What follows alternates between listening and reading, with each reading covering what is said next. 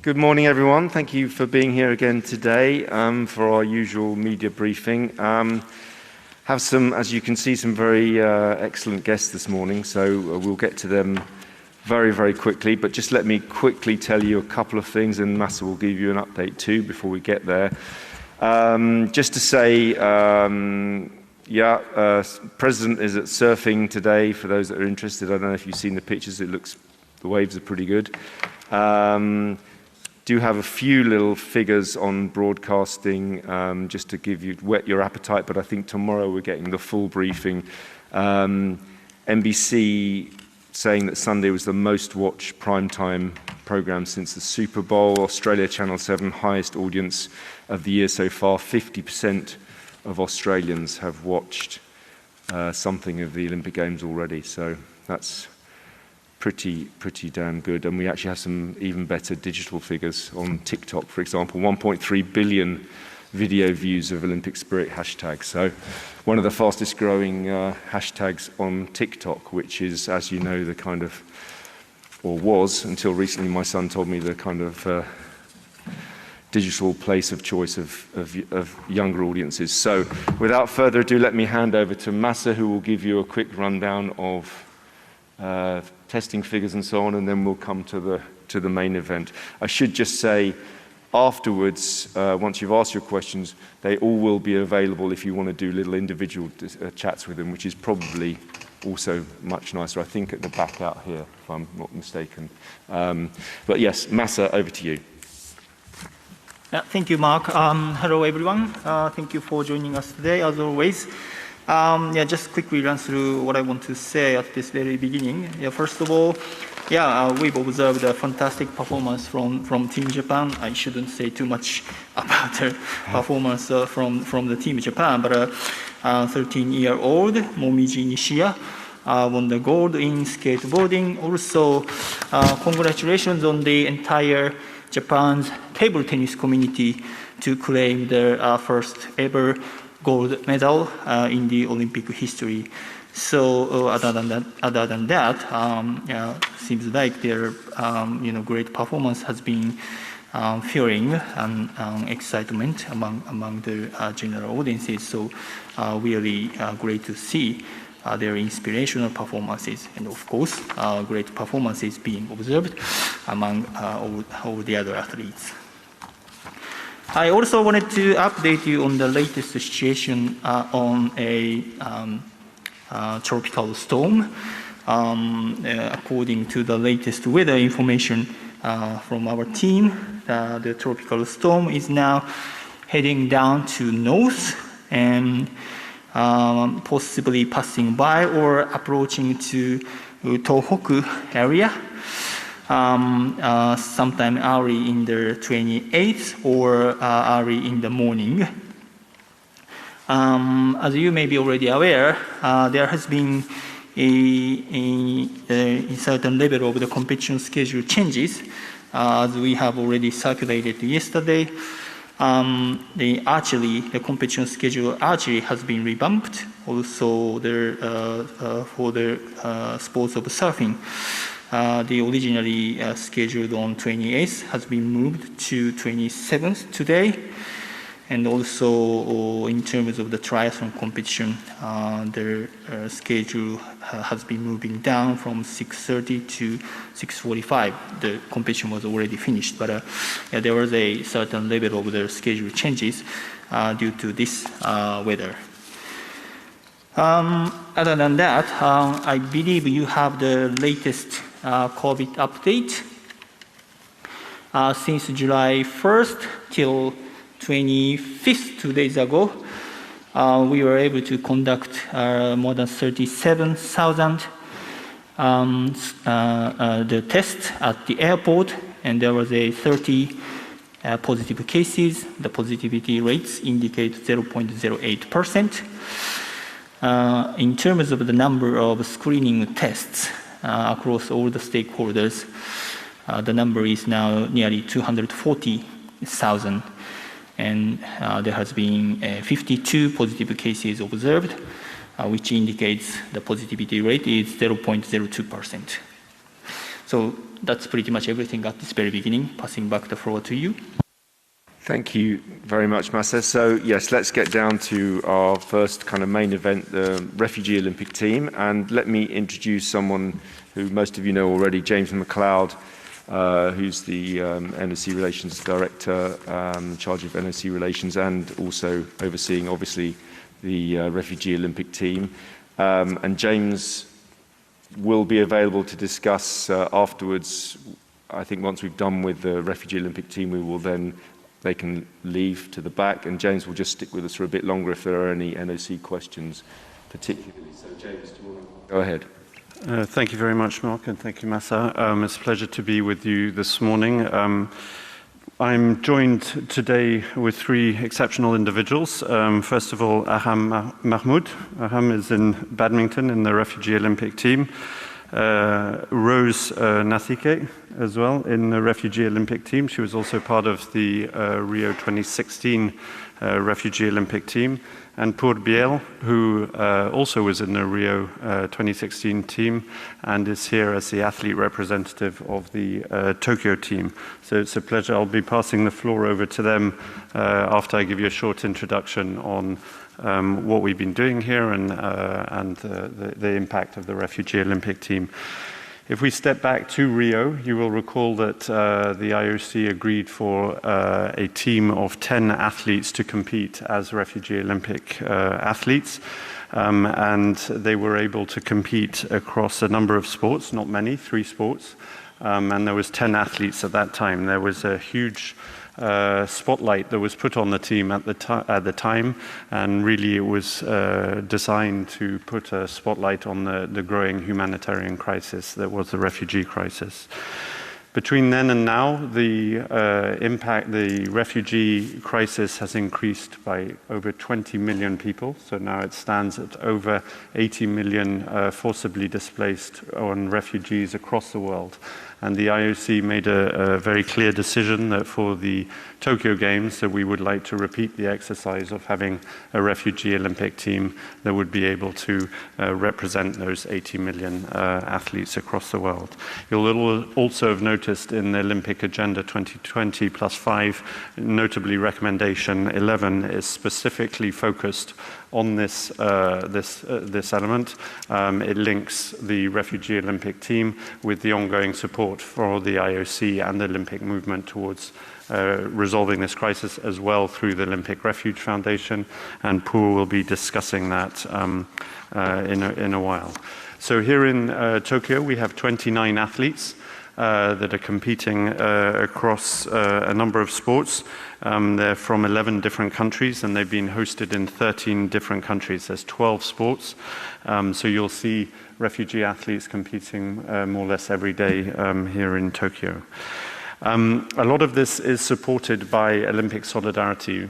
All of you will know the actions of Olympic Solidarity. For many years, Olympic Solidarity has been working in the field of sport development and working with the 206 national Olympic committees to make sure that they have the tools and the finances available to be able to develop sport, whether it be athlete development, coaching development, capacity building in the NOCs, but also the promotion of Olympic values.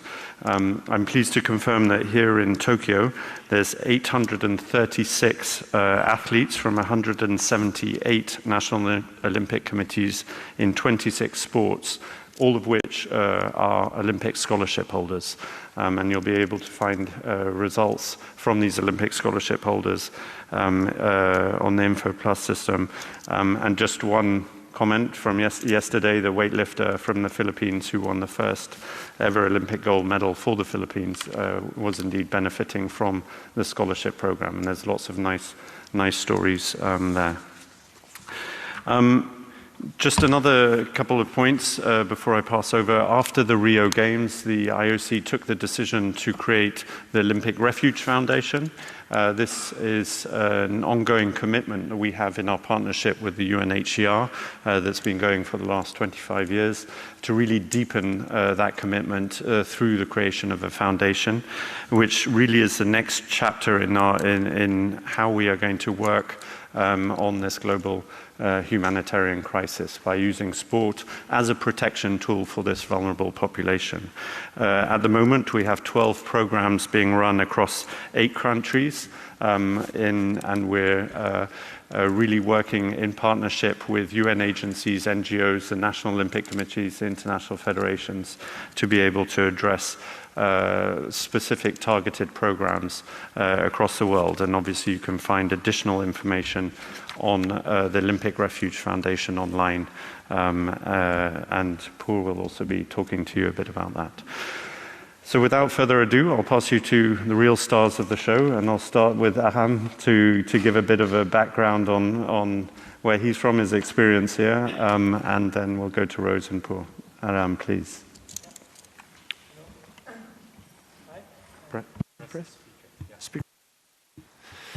Good morning, everyone. My name is Ara Mahmoud. I am 24 years old, from Syria, living in Netherlands as a refugee. I am a badminton player, badminton was always a way for me to put my energy like that. Every time I play badminton was like a pleasure for me, and because of badminton, and I was able to have this chance to participate at the Olympic. It was always a dream for me to be at the Olympics, and I'm also very glad to be able to represent millions of refugees around the world, and it's an honor for me. Yesterday, or like this last weekend, I played my matches. It was like pleasure to be there. I gave everything I had. I had to face a very good opponents. They are the top players, and they were very good for me for this time. It was a very nice experience for me to be there. I know I have to work now harder and harder to be in the level that I wish I would be. But all of all, it was a very, very nice experience for me. Thankful for all the people that helped me the whole my journey. I also want to thank the Olympic Solidarity, the IOC, and the Federation in Netherlands, who helped me also to be able to participate at the Olympics. I hope in the near future I will be able to train more and playing more higher tournaments that I can increase or improve my level. And I wish to be able to participate in the next Olympics, and also with a much more higher level. So. Thanks for everything, and it was a pleasure for me to play in Tokyo here. Thank you very much. Thank you, Aram. And just also, obviously, Aram made reference to the Paris 2024 Games. The IOC has already made a commitment that we will continue this program to Paris, and we will commit as well to continue to support the athletes that have been part of the Refugee Olympic team here in Tokyo, but also those that receive scholarships that didn't make the journey here to Tokyo. So Aram, you'll be with us for a while if you continue training for Paris. Rose, can I pass the floor to you now? Thank you. Thank you. Good morning, everyone. My name is Rose Nadike from South Sudan. I live in Kenya as a refugee. I came in Kenya in 2002, and then I started my life from there. So I was the first ever Refugees Olympian from 2016, and also a flag bearer, and also competed in 3 times World Championship. I competed here in Japan 2019 World Relays, in Doha and then London, then also here in the Olympic 2020 Tokyo for the 2nd time. So I'm so glad to be here This is my third time in Japan, and then also I would like to thank the government of Japan for hosting the refugees, and also the IOC Solidarity for supporting all the refugees around the world, and also the UNHCR at large. So in 2016, we are only 10 Refugee Olympics who competed in Rio, but at least now we had 29 refugees Olympians who are going to compete, and also the Paralympic Games. In number, we are 35. So we are so happy to be here and also to compete. And also, as per me, I'm also a UNHCR high-profile supporter as well. And then also, sport has changed life for so many refugees around the world. And yes, we are not coming here to represent ourselves, but to represent the entire refugee community around the world, and also to give the message of hope, because sport has brought people together. It has, at least it helps us to interact with so many nationalities, and also to find so many people and to know how life is, because we are all human beings, and we can do what others are doing also as well, because no one chooses to be a refugee. So, thank you. Thank you very much, Rose. And Rose was the flag bearer for the Refugee Olympic team in Rio 2016. Paul, can I pass to you now? Thank you. Thank you so much, James, for the welcoming of the team. My name is Yajpur Biel, board members of the Olympic Refuge Foundation, UNHCR Goodwill Ambassador, and part of the first Refugee Olympic team in 2016. And now I'm here in Tokyo representing the 29 athletes as the athlete representative. I'm living in the United States and study over there since 2019. I left South Sudan, it was 2005, and I have been living in Kenya for almost the entire of my life. But I got opportunity through education and moved to United States to further my study. It is an honor to be part of this amazing team, which was created in 2016 by the IOC President, Dr. Thomas Barr, with the support of the UNHCR, headed by the High Commissioner. I will not go back to talk on behalf of the athlete, because every athlete have different history in life. We have been forced to flee from different reasons in our life. As you heard from the athlete themselves, you know, no one wishes to be a refugee. Any situation can force anyone to become a refugee. And you never know, tomorrow it can be me, but tomorrow you never know, it can be somebody else. I will be talking briefly about the Olympic Refuge Foundation, which was created in 2017. And the main goal was to create access to a sport facility to young people who are living in the refugee camps. This foundation is combined of 10 members, which is headed by the president himself and the High Commissioner and the other board members. The main goal was to chair a movement to ensure that young people who have been forced to flee from their country can have the access to a sport facility, have access to an environment whereby they can feel safe. You know, many people, they don't have that access. I remember when I was young, I started sport when I was 21 years old. And I wish if I could have that opportunity to have that access to a sports facility, I think I could do more. So the foundation is giving access to young people who cannot have that opportunity to compete in Olympics, and so that they can build their talent and work on whatever they can do so that they can rely while they're still young on their sport. You know that there's 80 million refugees around the world who have been forced to flee from their home.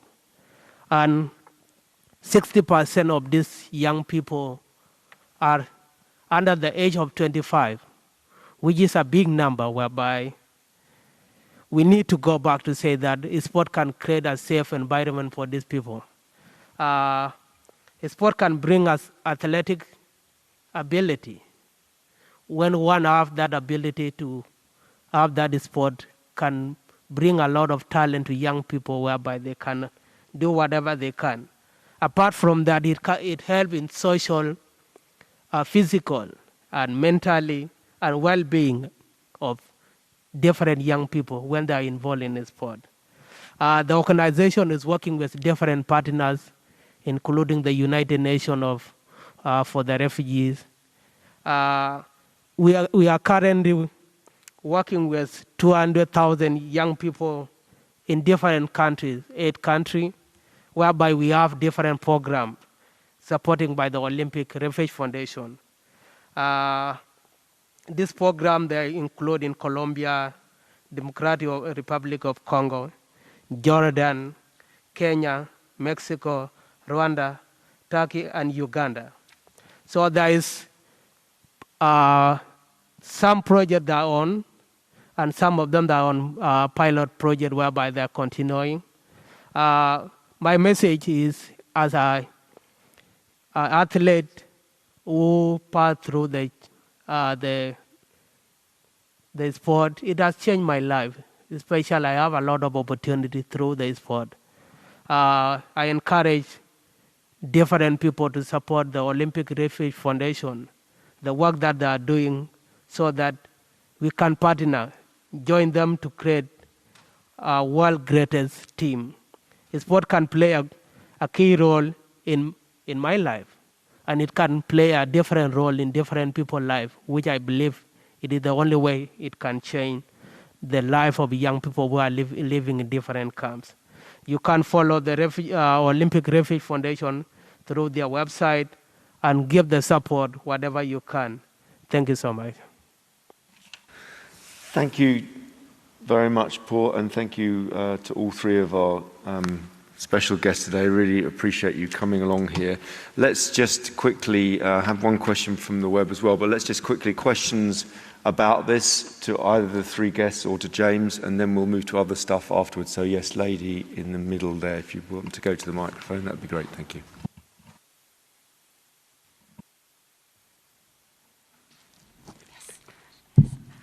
Hi, this is Nozomi Kunitake from NHK Japan.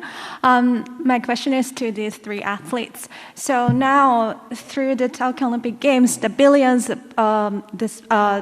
people in the world are watching you guys.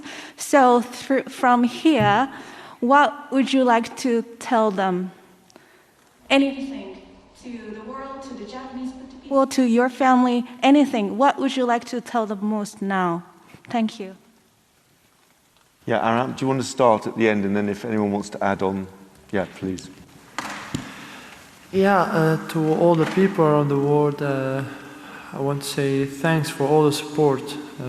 I receive a lot of very kind messages after I played here, and I would like to say I appreciate all the support, and especially for the Japanese people, I would like to say thank you for having us here in this difficult situation. But thanks a lot, and to my people, like my family in Syria, I also would say much love and thanks for all the support, and I hope they are proud of me now. Yeah, thank you. Thank you, Aram. Rose or Paul, do you want to add anything? Thank you once again. Maybe to add on what Aram said, we like to say thank you to the people of Japan for welcoming us, and also thanks to all people who are supporting the refugee team, because this is the second time, and also I give thanks to President Thomas Bach for allowing the refugee to participate for the second time. And also, we are so happy, and let's continue to support the refugee team, at least so that we can encourage so many displaced people around the world to at least engage in sports so that they can change their life, because sport now has the power to change the life of other refugees as well. Thank you. Well, what I can add on what Rose and Aram is about, this is your team. The president always say, the Refugee Olympics team, when it was created in 2016, 2020, is to welcome the society of the refugee to feel at home and to feel a warm welcome, which a lot of people have been doing to welcome and open door for young people to be welcome in sport. The only thing that can make them to feel at home, to welcome them, because this is the beginning. We have a lot of way, a lot of doors whereby they can be welcomed in different way, through education, through the talent that they are doing. And there is a different way whereby they can achieve whatever they fulfill in their life to be better people, because this is our brother, this is our sister, and this is our family.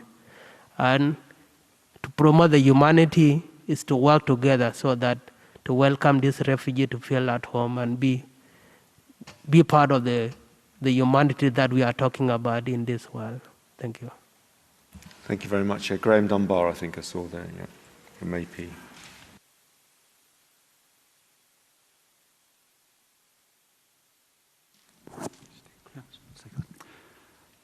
Okay, a question for James about some of the issues raised in the Time magazine article this month about athletes who have left the training camp in Kenya, felt like it was too controlling and not giving them opportunities to earn money and be competitive.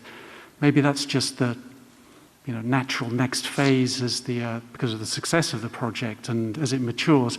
Do you feel any of that? Any of the comments by those runners who've left, was that fair? Was it accurate? And has it caused you to, reassess what the program's goals are and how you can take things on to the next stage to give some of the athletes an opportunity to race competitively and earn money? Thank you, Graham. No, it's a very good question, and I must say we are learning through this process. As I said earlier, we agreed on the Refugee Olympic team for Rio 2016 3 months out from that, and since then we've had 4 or 5 years to work on this. And what we have seen is that life has evolved, the athletes have evolved, their needs have evolved. So yes, we understand that. Now that the athletes go into this elite athlete pathway, coming to compete at the Olympic Games, their expectations obviously are heightened. So we're responding to that as much as we can. We have increased our support within Olympic Solidarity to continue supporting them through our programs. And as you know, in the current quadrennial plan, we've got quite a sizable budget for that. And the other thing that we're trying to do is increase opportunities for them to be able to access sport.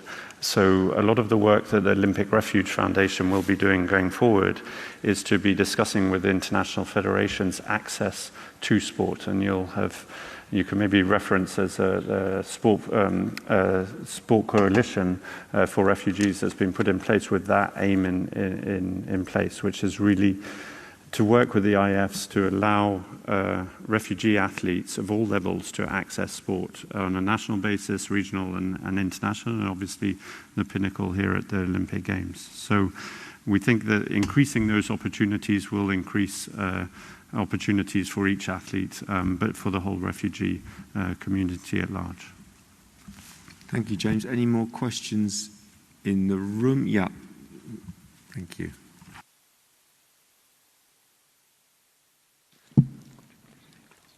Thank you. Jenna Fryer, Associated Press. I think this is for James. An Algerian judoka withdrew for refusing to... Actually, you can come straight to that. But let's just get one more question that I have from online to the refugees, and then we can let them go and do other things. Actually, I think there's another question. Is it on the refugees? Sorry, I will come to you. But yeah, lady there. Whilst we're at it, online I have from Sakamoto Kazu from Sankei newspaper, says to James, what do you think about the team's performance and achievements? If you just want Well, I think it's amazing. I think it's exceptional. The fact that they are here in itself is an amazing achievement on all fronts. There's stories of resilience, there's stories of hope. The fact that they have got here and have been able to compete on the biggest stage and be able to perform well. We need, obviously, to help them in their athlete careers through scholarships, through coaching, etc.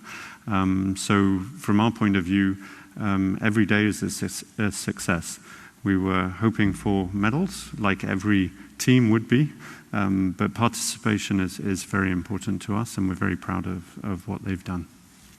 Thank you very much. I think there's one more question, then we'll move on to other issues, if I may. So, yeah. Please. Thank you. Question from CCTV Yolu. So my question for athletes, because I was hit by one line when the refugee team for Tokyo 2020 launched in the trailer. There was one line said, you have seen the worst. Now you are here, be the best. So may I have the story? What's the worst thing you have experienced? What does it mean, the best for you to compete here? Because sometimes champions, Olympics is not only about champions. I think Olympics is about understanding towards the world, towards the life. Thank you. Graham, do you want to start, and then we can maybe tell us a little bit about your feelings here, and maybe if you want to, kind of the circumstances that led you to joining the Refugee Olympic team. Yes, thanks for the questions.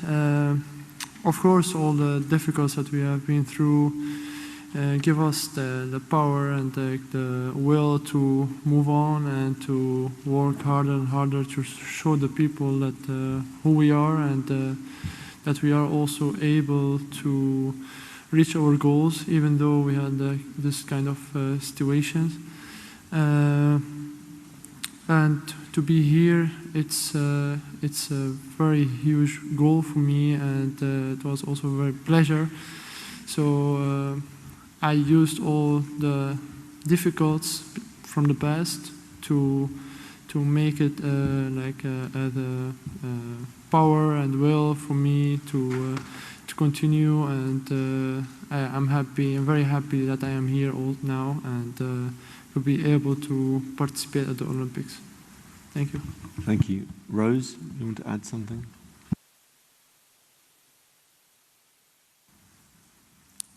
Okay, for us, we are so excited to be here.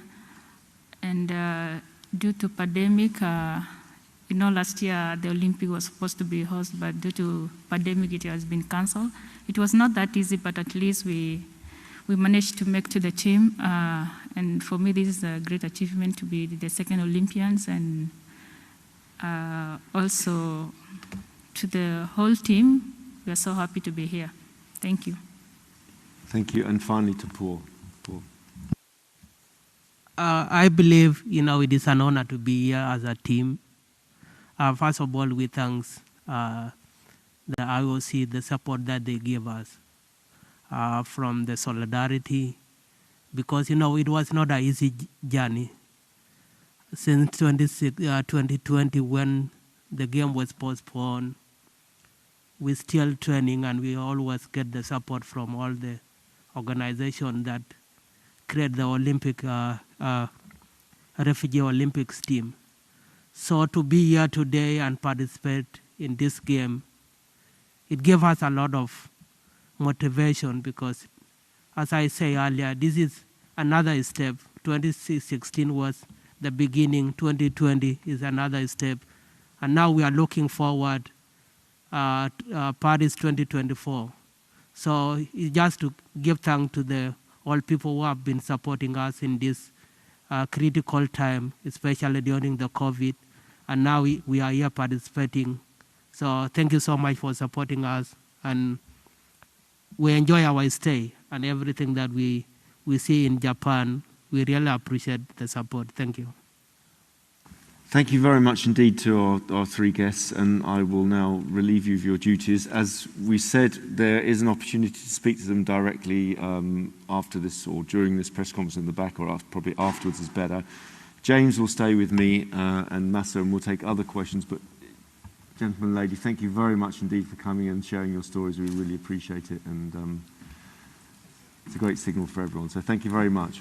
We'll have a two-minute reorganisation here, and then we'll be with you shortly.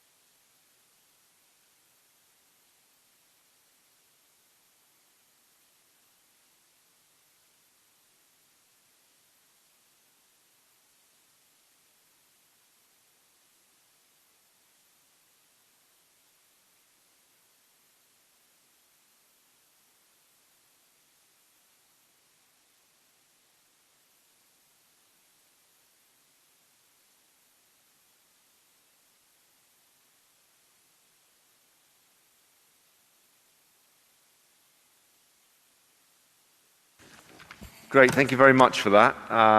And as I said before, we are going to now obviously take all questions, and I have James with me, who Olympic Solidarity and NOC Relations Director, so other questions on that as well. And yeah, let's get going on that. Thank you. My apologies for jumping the gun. Actually, I'm going to start with something a little more lighthearted. Mark, at the start, you talked about the TikTok numbers being up. A lot of sports have been added this year to attract a younger audience. Do you think the TikTok numbers support that it's working and that the Olympics are attractive to teens? Yeah, I mean, as I say, the TikTok numbers are actually, I mean, 1.3 billion is not a bad number, and one of the fastest to get to 1 billion views on TikTok, which is, as you know, still an exploding platform. So that's very good. And I can also tell you that our own digital figures.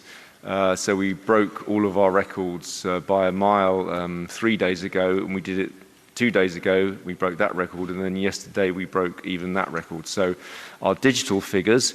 And you know, that's the games has to go where the people are, young people. That's why we're having a lot of these sports, and why we're changing the formats and so on. Why we continue to try to make the games relevant to all audiences without losing the older audiences. But I think the digital figures are showing that, and my understanding is the NBC digital figures are also very, very good. And we'll have a proper presentation tomorrow. We'll have actually Yanis and Chris Carroll, who's our digital director, will be here to talk about fan engagement. So we can talk about that. But I think the figures very clearly show that we are on course to kind of have that conversation, deal with those younger audiences where they are, not expecting any more of them to come to us, because that just doesn't happen, as you know.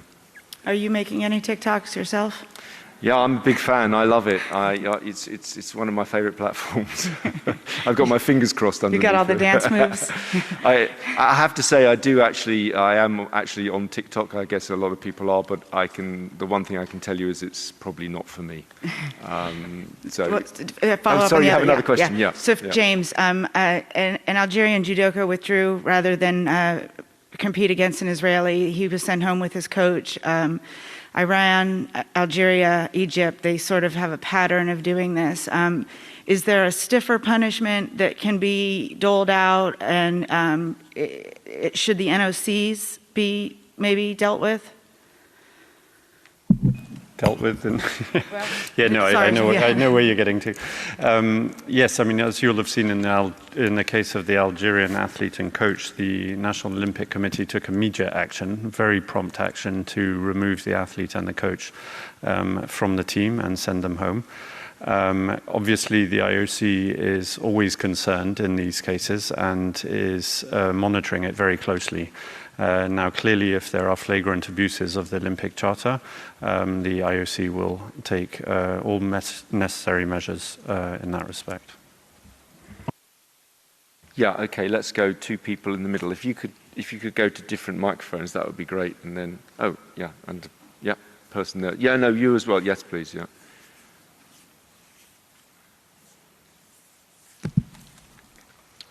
Karine Nishimura, Libération newspaper and Radio France. I have two short questions, and one for Mark and one for Masa.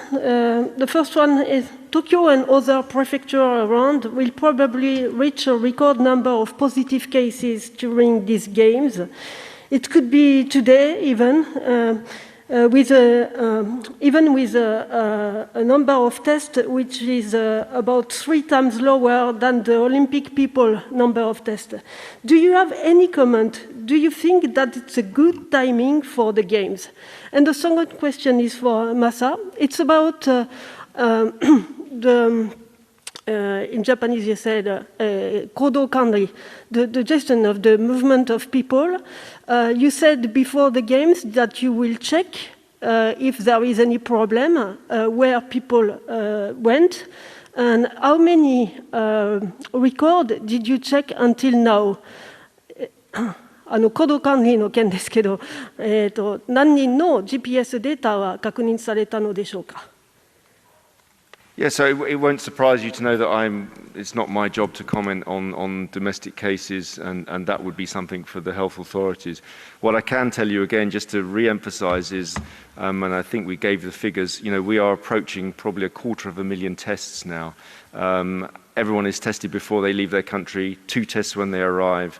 The rate of infection is, I think, 0.0 something %. So the main thing we can do is to continue to give comfort to everyone that this is being kept with us, that we are doing everything we need to do, and we are keeping testing rates very, very high, and the infection rate is very, very low. And by the way, it's not just testing and vaccination. You already know about the vaccination figures. I think the media figures are something like 70, 80%. In the village, it's 85%. The IOC, it's 100%. Double vaccinated.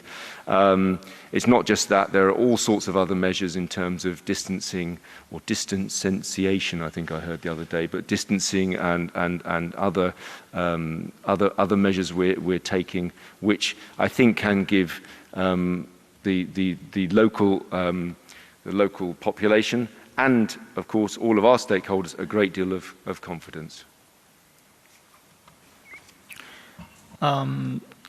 行動管理の件につきましては、何人の方がGPS の対象になったかということは、すみません、私は今把握していないのもありますけれども、公表の対象にはならないものというふうに考えています。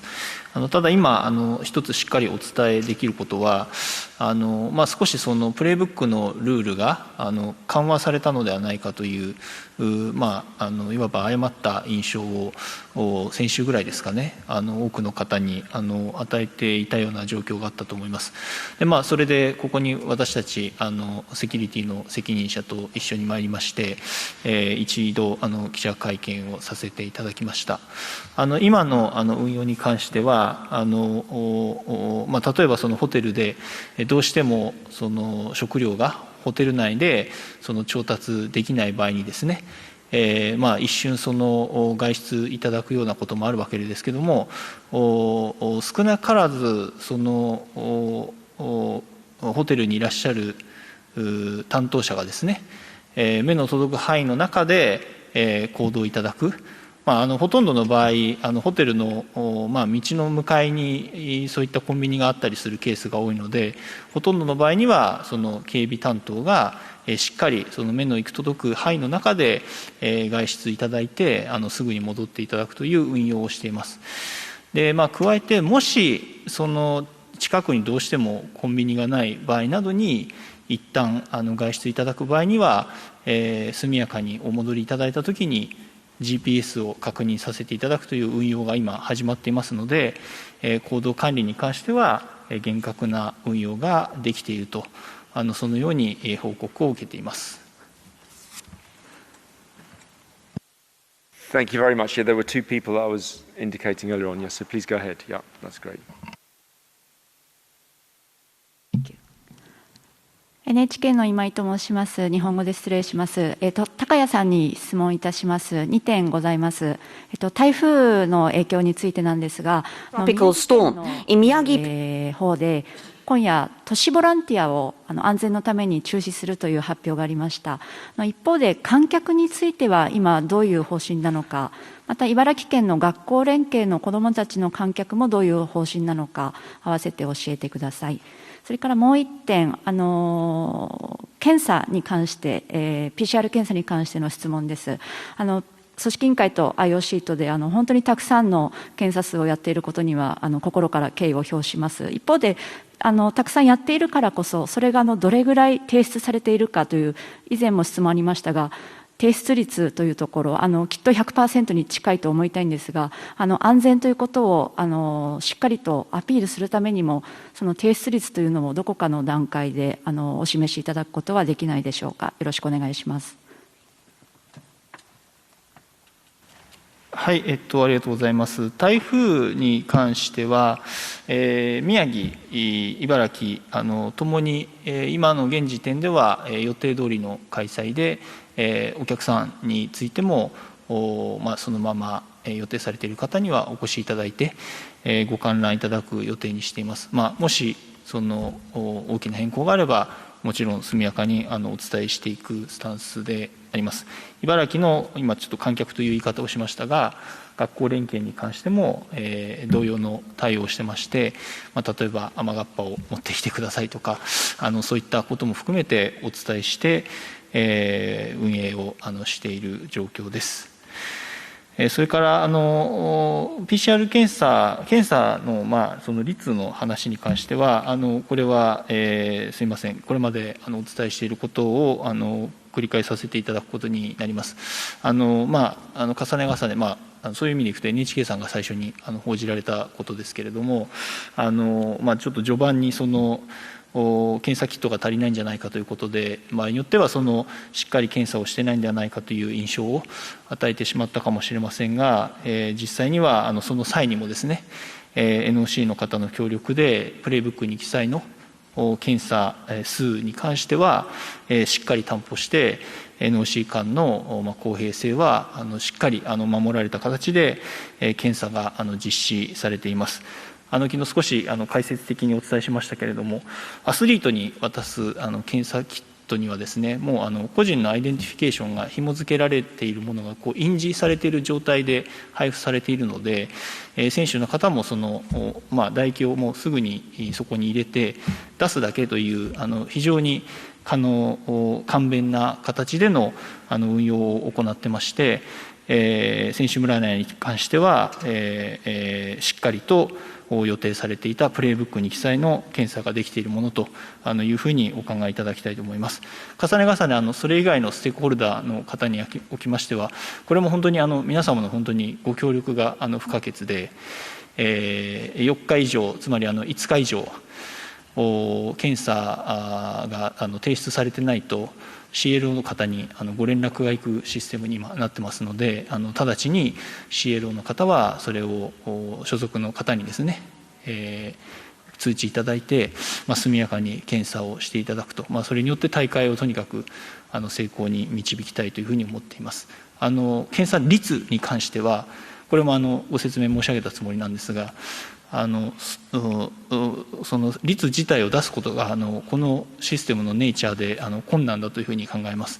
その4日目に相当する人がですね、例えばその日勤務がオフであれば、シフトの都合オフであれば翌日にその検査を受けることになりますし、つまるところその分母を導くことが難しいことになりますので、率自体はお示しできませんが、重ね重ね皆様のご協力をもって、しっかりと皆様にも検査を受けていただきながら安全を確保していきたいというふうに考えております。Yeah. Please go ahead. TBS テレビです。高谷さんにお願いいたします。一部の競技場などでフードロスの問題が出てきておりまして、一部の競技場などで賞味期限が切れる前の食料が廃棄されているというような証言がございました。もしこれを事実確認されているとすれば、大体どれぐらいの食料が廃棄されていたのか、そしてもし廃棄されていたならば、どういった理由で、例えばボランティアさんが急遽減ったからだとか、どういった理由でこの廃棄が行われたのか教えてください。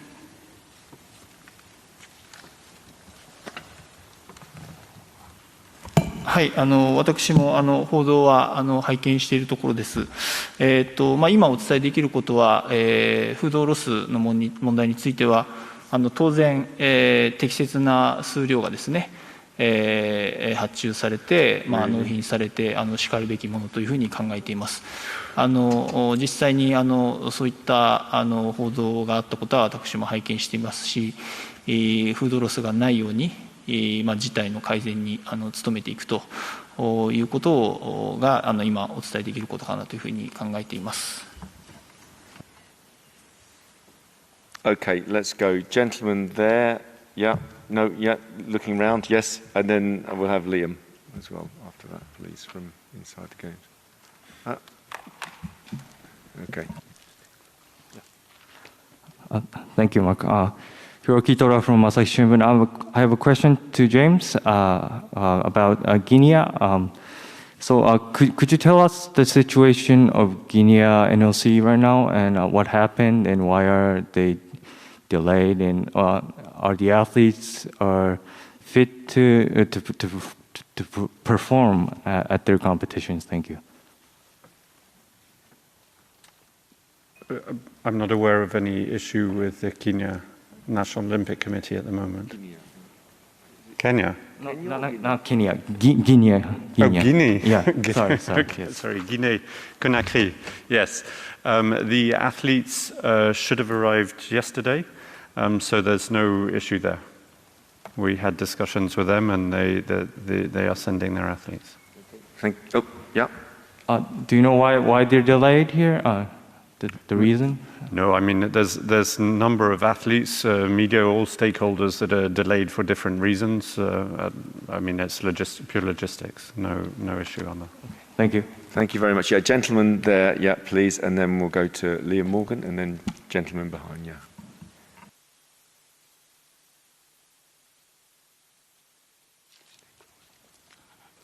共同日本語で失礼します。共同通信の長谷川です。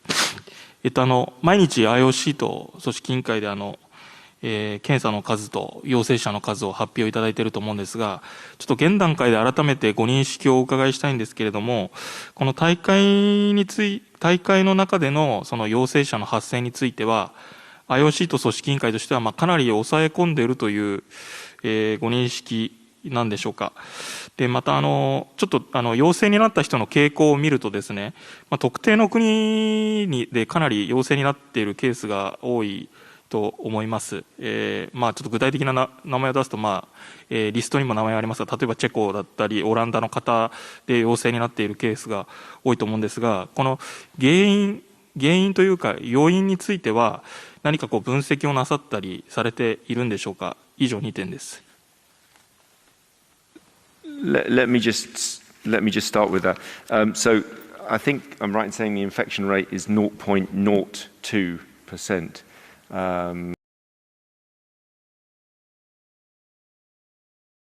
Just simply, and I'll pass over to Masa, I would just simply repeat that this is the most tested and possibly even the most vaccinated, but the most tested community almost.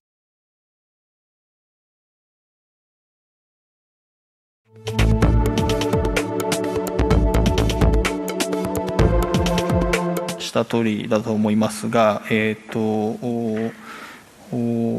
外から来日いただいている大会関係者が、昨日時点で約379例ですので、だいたい0.2% ぐらいの陽性率だと思います。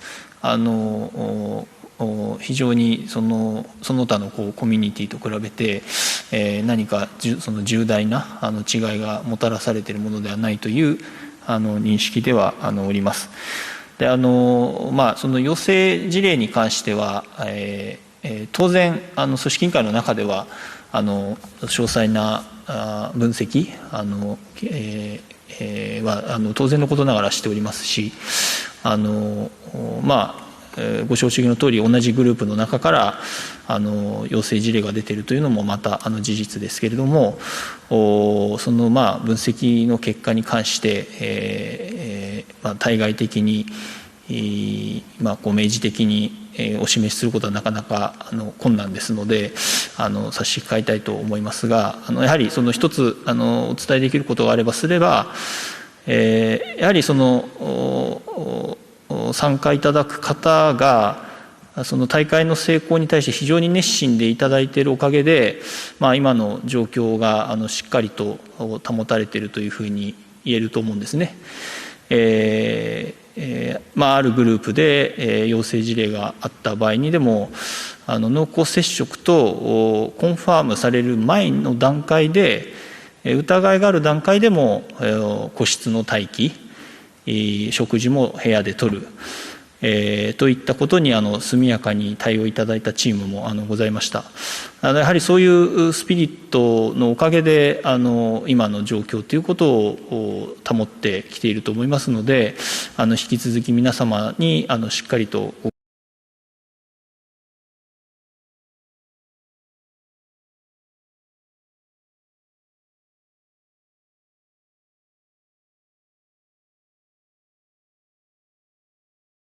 But I would just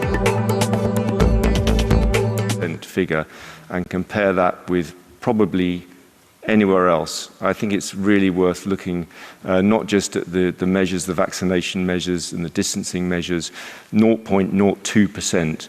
I know from my experience, not here, but I know from my experience, I think a lot of countries would be incredibly happy with that figure. And obviously, as I said yesterday, don't take my word for what we're doing. The World Health Organization Director General has made it clear that they've advised us every step of the way, but they've also said at our session that we are doing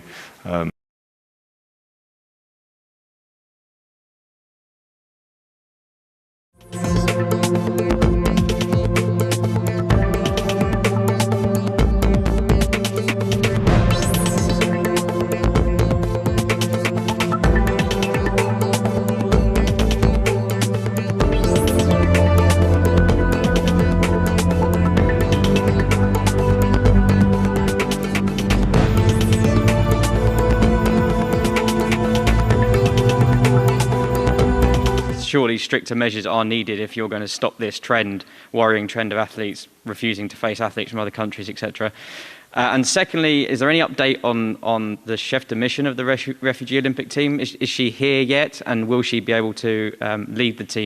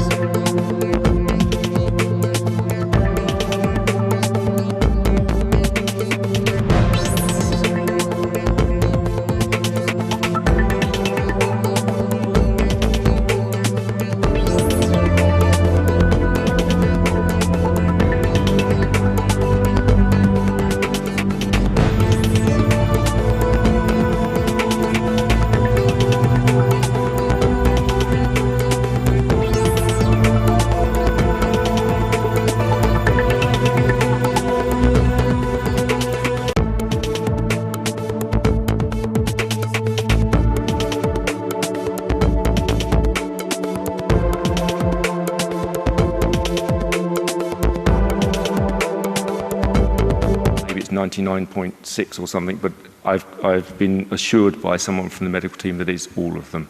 So I think we can lay that one to rest. Those are all the tests at the airport and here? Yeah.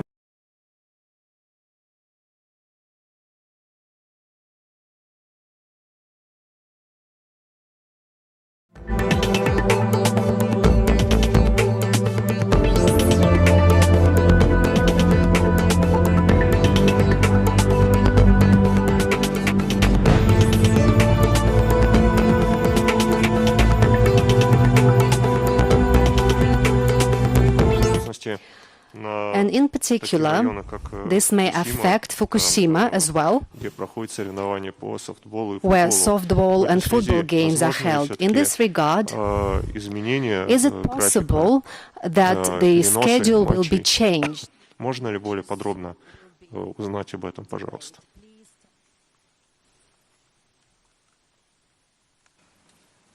Yeah, the latest weather forecast says the tropical storm, in our words typhoon, but it is a tropical storm, is now heading down to north upwards and possibly approaching the Tohoku region tomorrow early in the morning. And then, as I mentioned, there has been a certain level of the competition schedule changes already observed in just a handful of sports, but other than that, the rest of the competition schedule remains as planned. And if there is any further development, obviously we will let you know. I would just add, as Kit said yesterday, that there is a scheduling committee. It's part of every games. If there's an issue, so it happens at every single games that things are rescheduled. There's a process to be gone through. And I would also remind you that my understanding is the English translation of the Japanese typhoon, that this one is a tropical storm, less than level 3. But if it provides a story, then go ahead. Yes.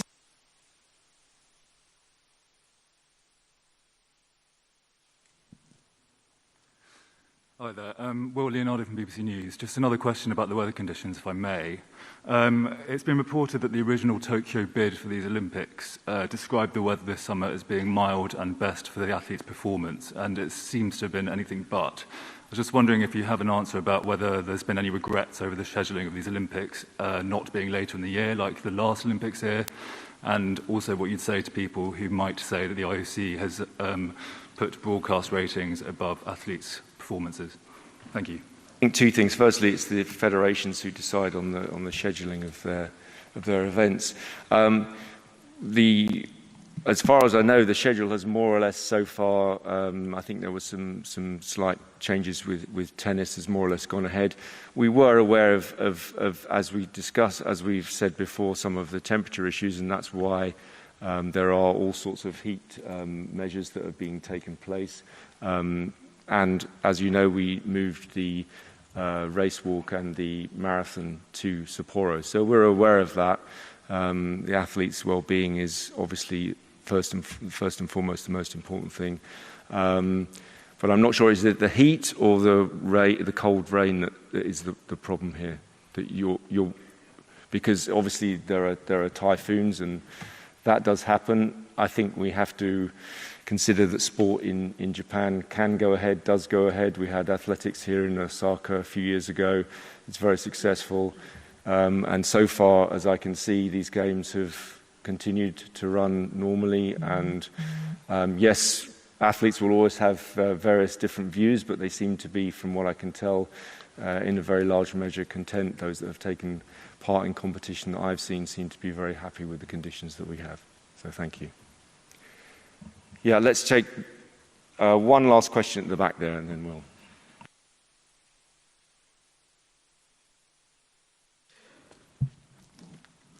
すみません、日本語でお願いします。朝日新聞の塩谷と申します。ちょっとまたマスクの話で恐縮なんですけれども、選手が喜びのあまりルールに違反してしまうのはある程度理解できるのですけれども、24日の柔道会場でですね、ルール作る側の組織委員会の副会長の山下康弘氏がマスクを外して関係者と話したり、関係者と抱擁したりと、そういう場面が、目撃されて報道されております。